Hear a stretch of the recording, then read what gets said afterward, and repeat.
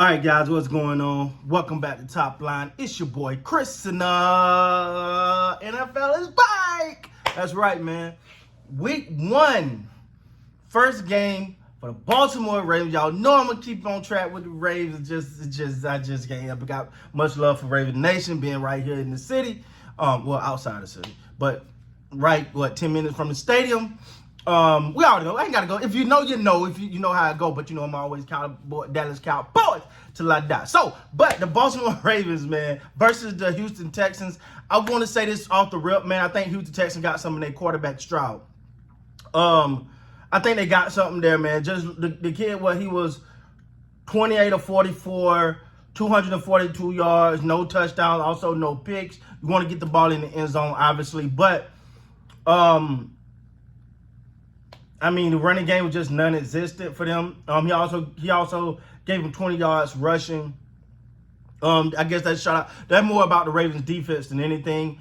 Lamar Jackson made his return. Wasn't the prettiest. But it's just on my heart. I got to go and get this out of there, man. J.K. Dobbins, another injury.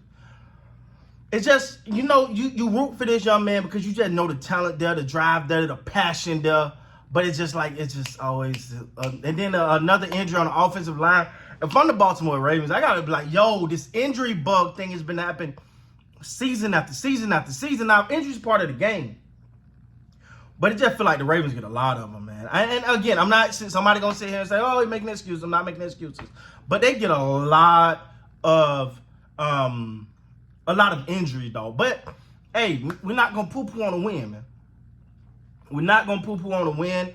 I will say that the Baltimore Ravens probably they got the skill play. It kind of remind me of the Colorado Buffaloes right now with Deion and Prime them, and they got the skill players. They just got to get that up front, especially on that offense. They got to get that offensive line right. And you can see they're not there yet. Lamar Jackson had 4 sacks today, and some hurries, some pressure. Now, some of that got to go to the Houston Texans defense. Again, we can't keep these teams like the Houston Texans in the mindset of what we know. New regime, DeMeco Ryans, he's a defensive juggernaut as far as a coordinator. I'm actually pretty good on the field too. He's a juggernaut as far as a defensive coordinator. He's gonna have that defense ready. So this is not the old. This is not the old Houston Texans, especially on defense. So we'll see how it all pans out. But man, everyone was looking at the Ravens receiving corps, right? They got them boys: Zay Flowers, Odell, Rashad Bateman. It didn't look, they tried to get Zay Flowers involved. You could tell, hey, we're gonna get him involved. I still think, and this could be Chris. This is Chris. But you got to think, I'm saying all this on a win, though. They won this game, but I still feel like the offensive coordinator, he got to fill out Lamar a little bit more, right? And kind of figure, I know they want to get more control of the offense and all of that, and that's great. But sometimes the play calling to me, and it's just Chris talking, was a little iffy. But you can't cry about a win. You know what I'm saying? I said this before. I'd rather go work on some things after a win than go and have to work on some things after a loss, baby. That's just how it is, man. That's just how it is. That's just how I feel. Again, the Ravens is my AFC pick to go to the Super Bowl this year. So I'm putting my eyes on them. But I will say, man, watching this game, the defense, I thought the defense, that front seven is coming. I'm really liking the energy and effort from what's my guy name? Clowney. The number 24 throws me off. I don't know. I'm still not used to looking at that on the defensive line. Like I feel like a running back to me. But anyway, I digress.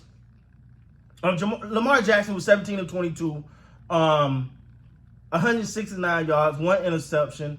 Did get 4 sacks. The 1 interception was just him trying to do too much. He's rolling out. He was rolling out, and he threw it in the defensive back or whatever. Made a great play on the ball. It's just, but you got to remember, you got to expect rust with him, right? He ain't played for what, 10 months or whatever, you know, the injury, then the whole country, whatever, you know.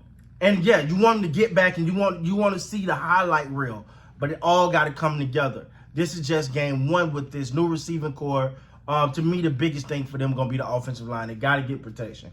Mark Andrews, his safety blanket wasn't out there. J.K. Dobbins go down with an injury.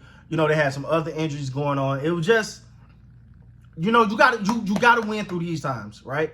And even though injuries are never good, I would rather have early season injuries.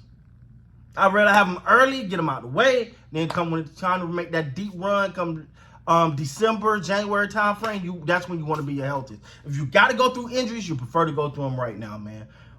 It's going to be interesting to see how this thing unfold as they get more and more time with the receivers. You know, we've seen Odell make a catch.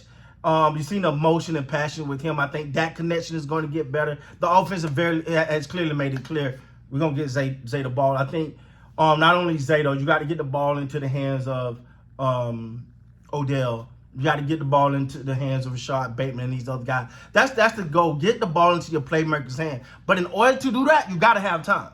You got to have time to do that.